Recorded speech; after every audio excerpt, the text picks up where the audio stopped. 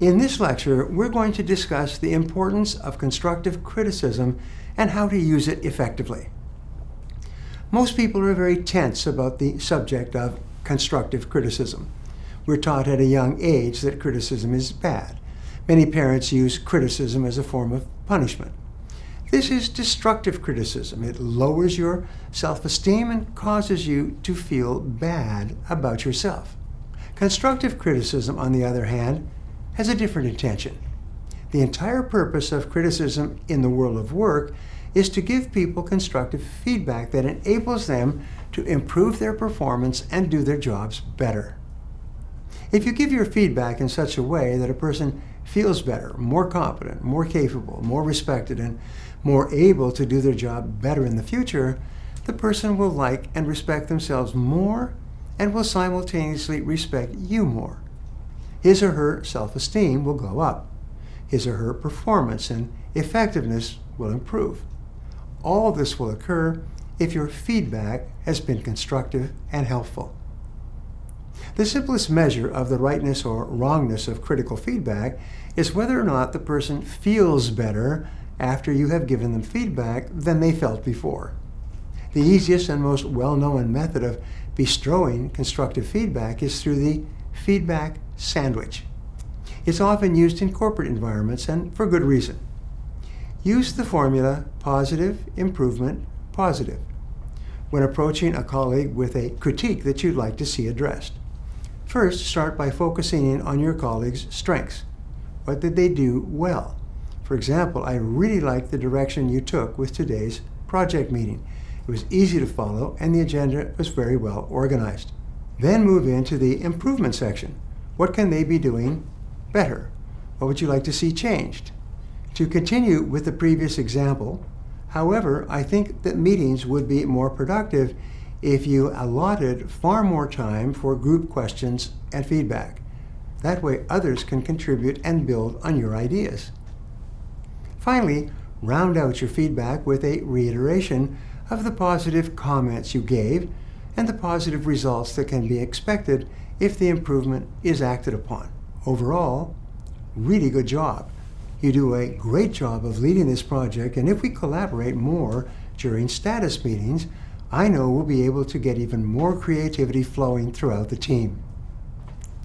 The feedback sandwich is a good format for providing constructive criticism because by starting off with the positive comments, you let your colleague know that you are on their side. The trick in using the feedback sandwich is not to let the positives overshadow the details of the improvement you're trying to communicate.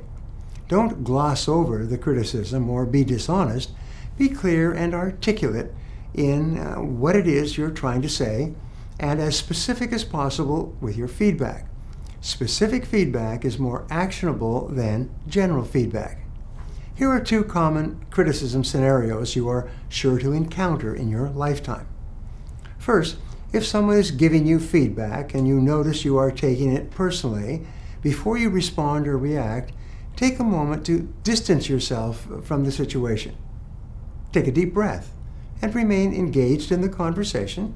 The least productive thing that you can do is to shut down.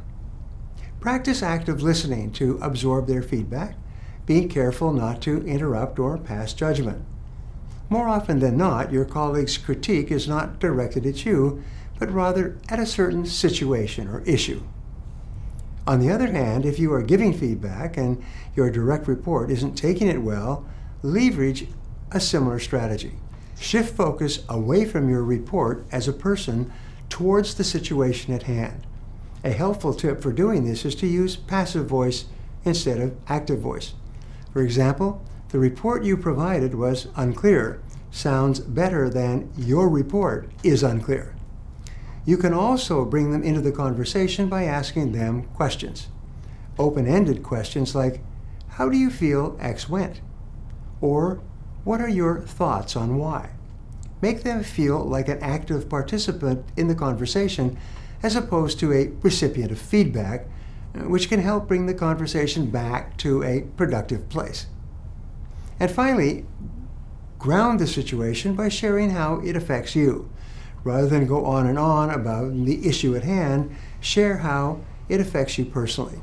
This shifts the focus away from the person and onto yourself, which lets the person take a step back to evaluate the situation. It also gives them insight to where you are coming from. Let's close out this lecture with a quick practice exercise.